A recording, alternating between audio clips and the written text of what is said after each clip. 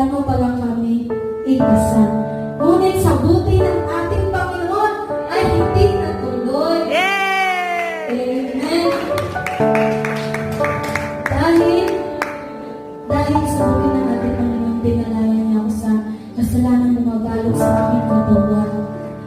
Yan po, yung pag-ibig ko po dyan ay, pag-ibig ko po dyan is, yan po siya ay, grabe niya po yan kasiloso.